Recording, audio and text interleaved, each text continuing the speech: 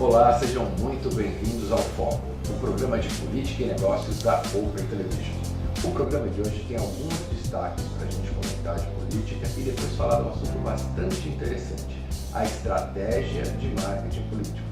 Só esse tema dá para a gente ficar aqui um ano conversando, mas a gente vai começar a contar para vocês algumas coisas, como é que a coisa se desenvolve, como é que as campanhas são criadas, quais são os compromissos dessa turma com todo esse trabalho, né? Mas primeiramente contar algumas coisas e algumas novidades para vocês. A primeira é, eu não sei se vocês sabiam, mas está sendo comentado, aliás, comentado não, já está autorizado pelo Ministério da Aviação Civil, o mais novo aeroporto aqui na cidade de São Paulo. É impressionante, né? A gente está falando de uma cidade que não cabe mais ninguém, não cabe mais carros, que está lotada de poluição, de problemas, e não é que os geniais senhores aprovam a instalação de um aeroporto aqui em São Paulo. Você deve estar pensando, não, isso deve ser lá em Congonhas, vai dar uma melhorada. Não, mantém Cumbica, mantém Congonhas e coloca-se um aeroporto em Parelheiros, o extremo sul da cidade de São Paulo. Aquele lugar onde dali a pouquinho você tem a serra, que é a Serra do Mar, e se em dia aberto você tiver com um bom visual, você consegue ver Itanhaém. Antigamente tinha um projeto que ia passar uma estrada ali e já ia direto para esse litoral sul. Graças a Deus esse projeto não foi aprovado, porque o desmatamento e o crime ambiental iam ser terríveis. Mas agora, do nada, ressurge aí essa coisa incrível, esse aeroporto. Esse aeroporto é uma iniciativa de um grupo privado que chama Arpia Logística. Arpia Logística é sociedade de Fernando Botelho e André Scaffi. Esse nome Scaffi, de Paulo Scaffi, Fiesp, né? Pois é, essa turma resolveu colocar um investimento de R$ 1 bilhão para fazer um aeroporto privado ali. Eu queria destacar que aquela área tem pelo menos 15 nascentes, é uma área de mananciais, é uma área que ainda tem alguns resquícios fantásticos dos indígenas ali, é uma área que tem água nossa, é uma área necessária para a cidade de São Paulo. E agora as pessoas estão querendo colocar um aeroporto. Por que não vão colocar esse aeroporto em Jundiaí, em Cotia, aonde eles quiserem, mas dentro da cidade de São Paulo? São Paulo já não tem mais, já não cabe mais esse tipo de coisa, já não cabe mais esse tipo de atitude. Agora você vem e quer colocar um aeroporto numa cidade como São Paulo, que já tem dois e tem todos esses problemas. E sabe qual é o argumento deles? Eles dizem o seguinte, não, ali é uma área esquecida do poder público e aquelas pessoas são muito pobres, nós vamos gerar 2.000, 3.000 empregos. Nesse momento, nessa hora que você tem a aprovação, tudo pode, né? Os números são maravilhosos, as conversas são boas. Vocês acreditam que eles dizem que não vamos ter problema ambiental? Você vai fazer um aeroporto numa área de manancial que tem 15 nascentes, que tem pássaros, aeroporto pássaro.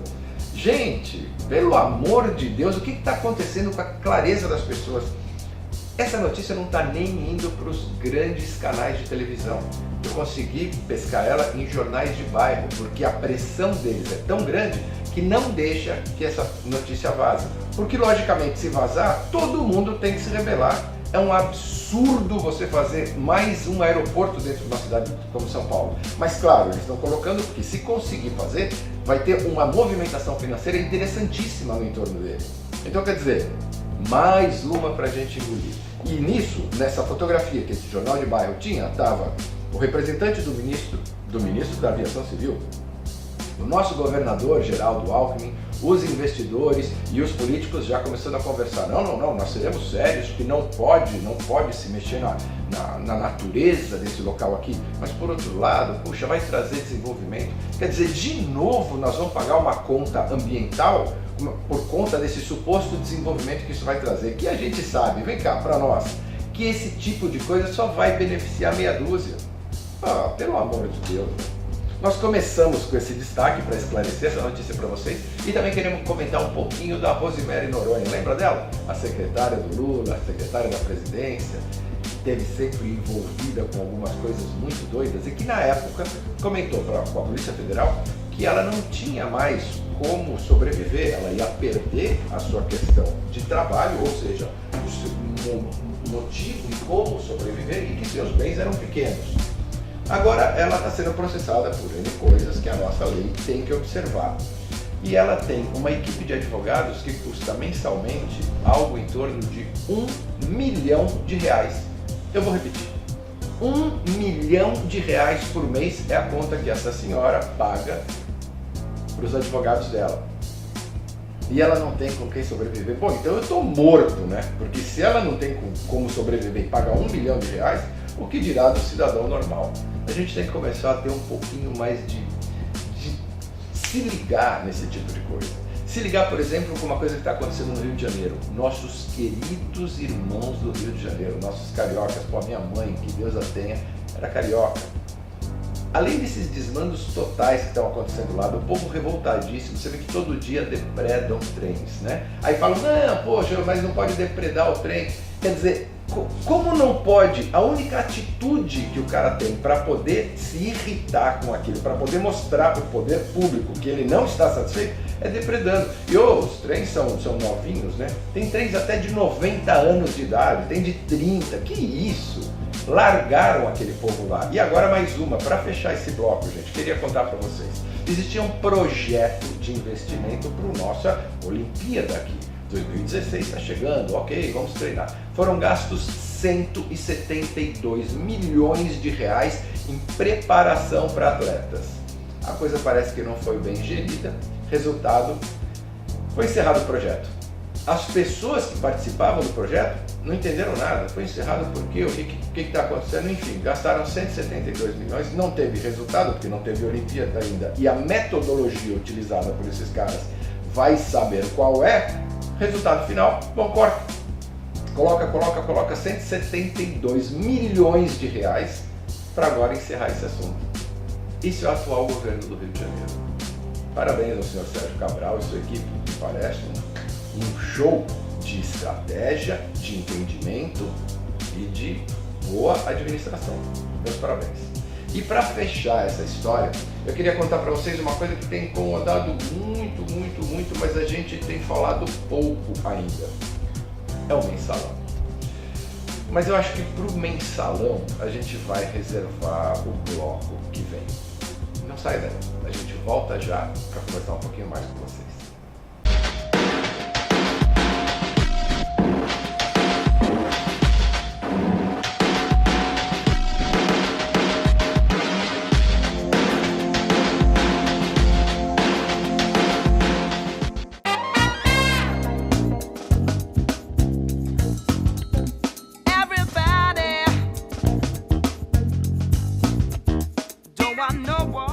A LeCorp é uma clínica que oferece avançados tratamentos estéticos personalizados para homens e mulheres.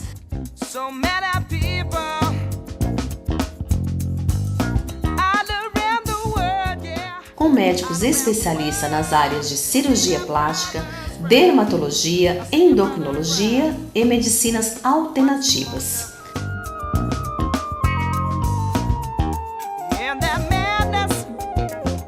Profissionais especializados que utilizam as melhores técnicas para garantir o bem-estar, saúde e o equilíbrio energético nos tratamentos corporais e faciais.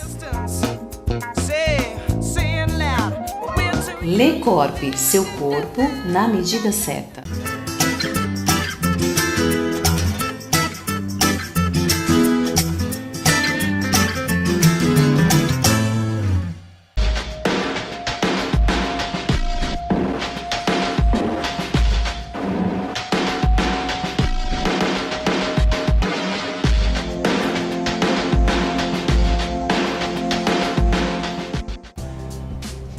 Ok, voltamos então com o segundo bloco do programa Foco de Política e Negócios da Open Television. Conforme prometido, a gente vai dedicar esse bloco a um assunto muito delicado, o mensalão.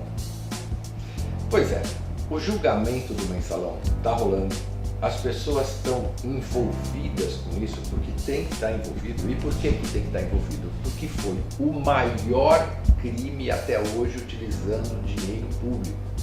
O que é isso?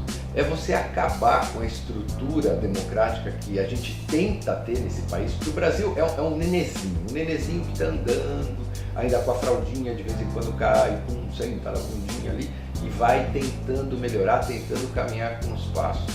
Só que foi criada uma organização que com dinheiro público comprava o apoio político para que determinado grupo se mantivesse no poder. Isso é crime. Para começar, dinheiro nosso, dinheiro dos nossos impostos que nós pagamos, não é para ser usado para isso. Mas enfim, a coisa desenrolou-se, o Brasil tem advogados fantásticos, né? Eu acabei de dizer no bloco passado da Rosemary Noronha pagando R$1 milhão de conta por mês e os caras segurando todas as buchas. Fantásticos mesmo, muito bons. E o que acontece? Esses caras começaram a fazer todo um processo, todo um trabalho no sentido de ter o travamento, e quanto mais complicado fosse o projeto, melhor para eles, porque todo esse processo, quanto mais lerdo for, melhor para eles. O que acaba acontecendo? Nós conseguimos ser travados mais uma vez, nós, eu digo, o povo brasileiro, por alguns outros recursos que serão julgados agora, nessa quarta-feira. São 11 os votos que decidem esse caminho. Pode parecer incrível, né? Mas empatou 5-5 e agora tem um voto. E por que empatou 5-5? Às vezes você pode me perguntar, poxa, então na verdade isso não está tão claro assim. Não, é que na verdade o que você tem aí é uma figura do seguinte: para que você seja um dos ministros do Supremo, existe uma movimentação política, uma indicação política muito grande. Normalmente organizada, orquestrada, até por questões legais, pela Presidência da República.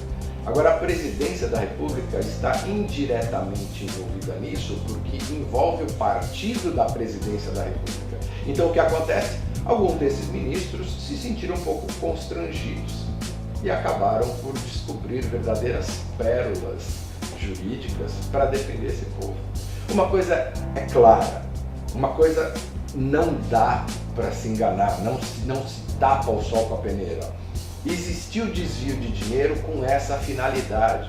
Não queiram colocar, o povo brasileiro não é idiota, não queiram colocar esse tipo de coisa na frente dos nossos olhos e dizer isto é uma verdade. Não é uma verdade. Existiu crime, as pessoas envolvidas são as pessoas que estão no processo e essas pessoas hoje têm a possibilidade de sair ilesas disso. E nós ainda vamos ter que escutar que, pô, nada foi provado, então eu estou tranquilo, eu não sou um criminoso. Você sabe o que acaba acontecendo com isso? Um descrédito da população muito grande. Mas também por quê? Olha só o nosso sistema. Para pensar nisso. Quem faz as leis? Quem faz as leis? Ora, os nossos legisladores da Assembleia Legislativa, que são os vereadores, os deputados estaduais, os deputados federais e os senadores. Durma com esse barulho.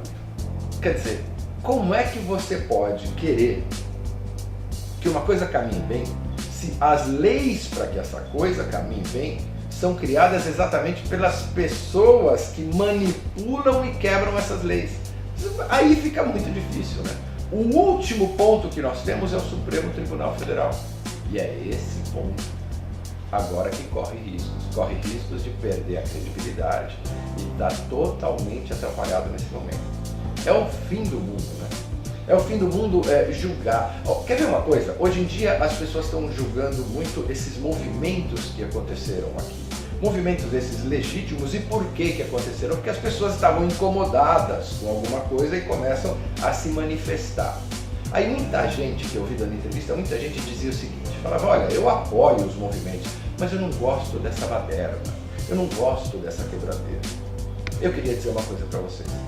Com todo respeito ao jornaleiro que teve a sua banca depredada, ao dono do carro que teve aquilo quebrado, você já imaginou se esse tipo de manifestação ocorresse em cima das calçadas, que parasse para que o trânsito passasse, para que a ambulância passasse, tudo isso acontecesse? Não era manifestação. Os caras que estão fazendo errado iam estar dando risada.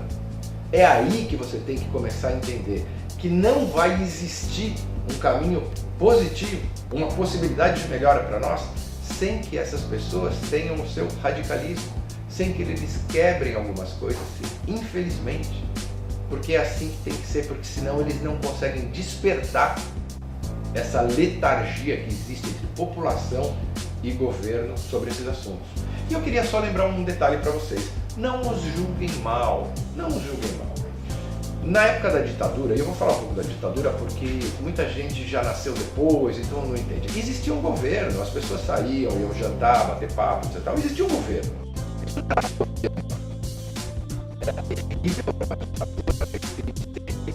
Eu não discuto isso, seria uma estupidez, mas existia o dia a dia das pessoas. E alguns grupos tiveram que chamar a atenção para essa questão da ditadura, e o que fizeram algo que foi chamado como terrorismo. Ok?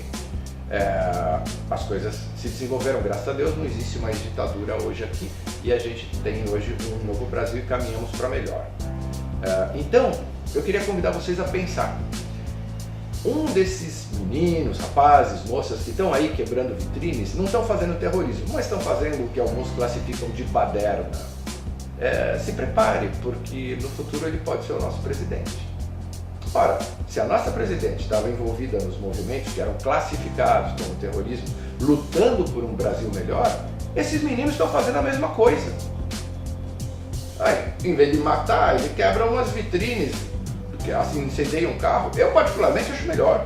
Então vamos começar a refletir esse tipo de coisa e olhar com outros olhos. Não se deixe levar por aquele conceito pequeno burguês de não, pode se manifestar, mas não pode quebrar. Por que vocês não fazem uma manifestação em silêncio? Mostre para eles que estamos todos em silêncio. É isso que eles querem, que a gente continue em silêncio. Eles têm que ter medo. Pela primeira vez na história do Brasil, eles tiveram medo. Tinham medo de sair na rua, medo de ir no aeroporto, medo de sair com as suas famílias. Porque ele precisa entender que, como homem público, funcionário nosso, que nós pagamos o salário deles, eles têm que se comprometer com o que eles planejam, com o que eles fazem, e tem que fazer o melhor, senão rua, e vai ser problema para eles. Vamos começar a olhar com mais amor para essas pessoas que estão fazendo isso, que estão dedicando as suas vidas, os seus momentos para tentar melhorar o nosso país. Esse é um ponto muito importante que a gente deve ter na nossa cabeça. O entendimento desses movimentos. A possibilidade de estar vivendo esse tipo de coisa de uma maneira bem mais positiva. No próximo bloco eu vou contar para vocês alguns detalhes que acontecem sobre essa questão que acaba resultando em tanto problema, que chama-se, uma coisa que eu gosto particularmente muito bem, marketing político. A gente volta já.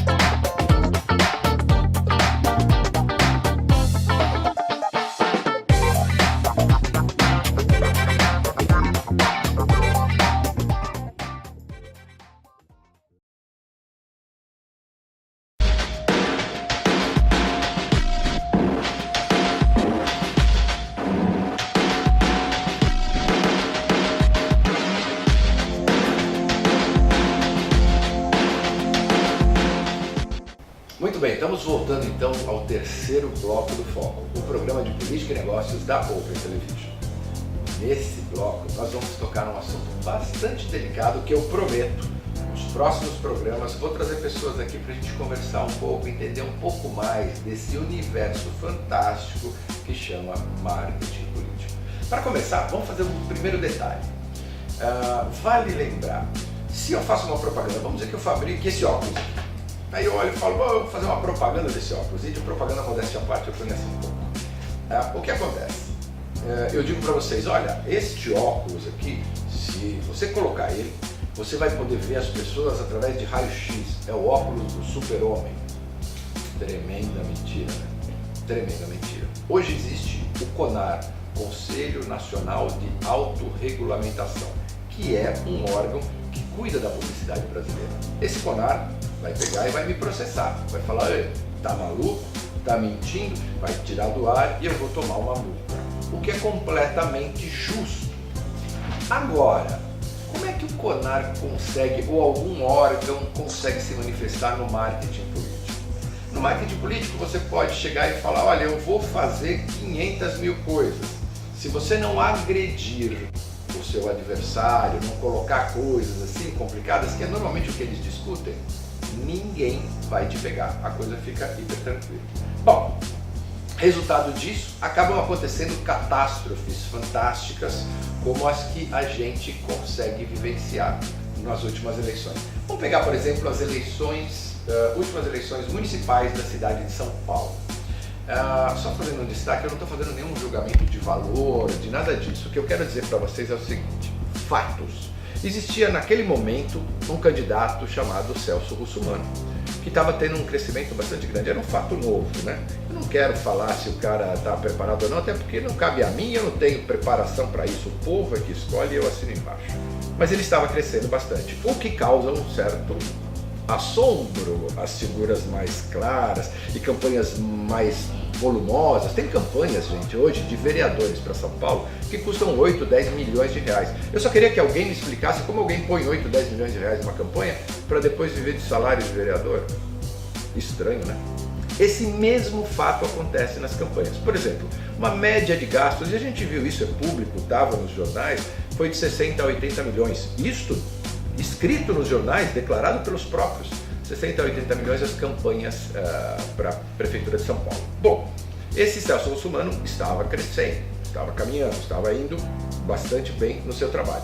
E ele planejou uma coisa que dizia o seguinte, porque a questão do transporte público, todo mundo, porque isso é pesquisa, gente, os institutos de pesquisa são sérios quando eles querem ser. E aí eles sabem tudo o que está acontecendo. Na eleição para prefeito de São Paulo já se sabia que o grande problema era o transporte. Então o Celso e a equipe pegaram e fizeram um plano. Falaram, olha, não é justo. Olha o que aconteceu. Não é justo que uma pessoa pague o mesmo preço. Se ele pega o ônibus no ponto inicial e acaba no ponto final, e ele pague, por exemplo, X, e outra pessoa pega aqui e desce um ponto depois e pague o mesmo X, porque ele está sendo transportado por um pedacinho e esse aqui pelo pedação. Então, a proposta dele, então eu vou ter um máximo desse preço, que já é X, e quem andar menos vai gastar menos. É uma atitude bastante interessante, que iria fazer com que o ônibus baixasse. O que aconteceu? Apavorou os partidos grandes e a máquina, as estruturas todas deles voltaram para dizer, isto é mentira, ele vai cobrar mais caro. E todos gritaram, ele vai cobrar mais caro, vai cobrar mais caro. Isso mostra o desrespeito deles com vocês. Isso mostra que eles acham que o nosso povo é ignorante. E o que aconteceu? Eles convenceram o nosso povo. Então todo mundo ficou apavorado, o Celso Russomano caiu, não foi nem pro segundo turno.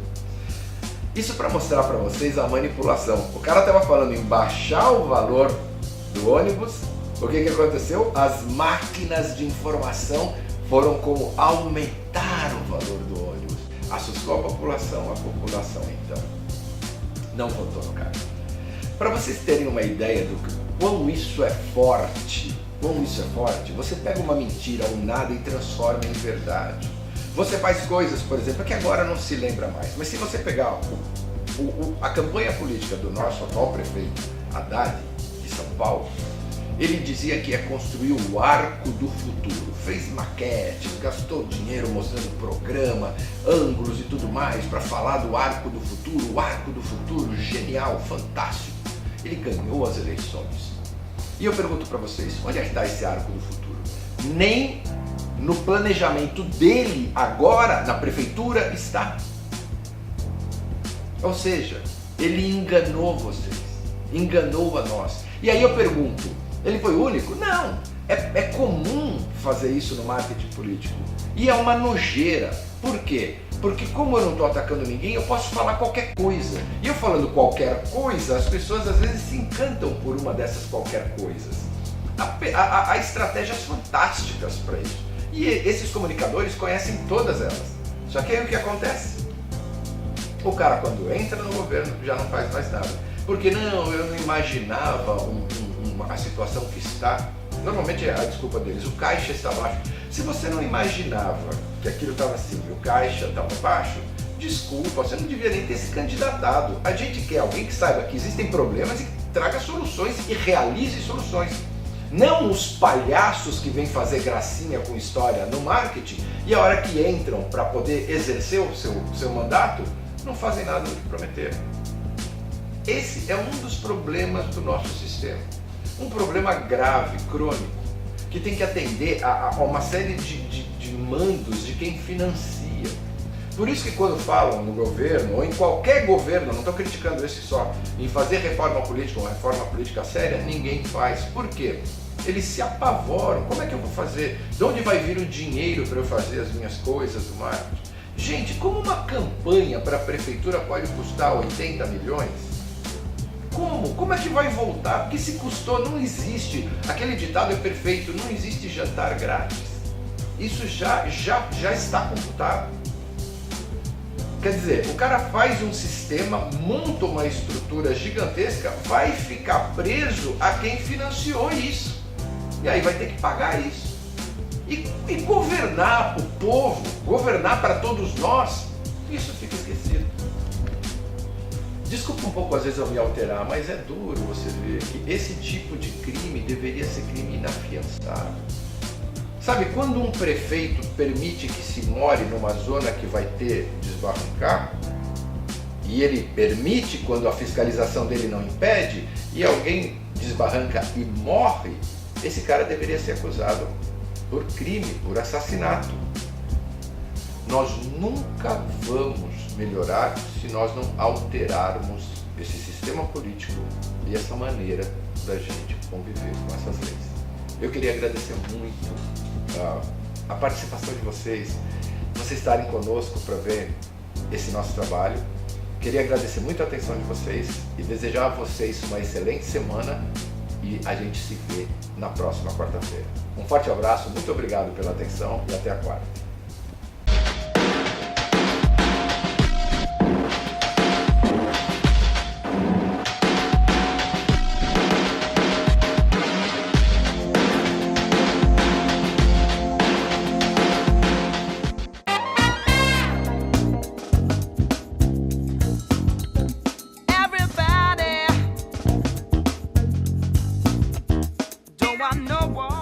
A Lecorp é uma clínica que oferece avançados tratamentos estéticos personalizados para homens e mulheres.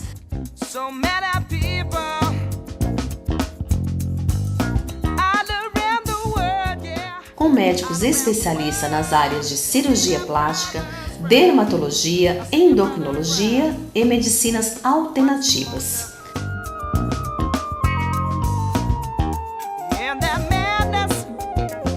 Profissionais especializados que utilizam as melhores técnicas para garantir o bem-estar, saúde e o equilíbrio energético nos tratamentos corporais e faciais. Lecorp, seu corpo na medida certa.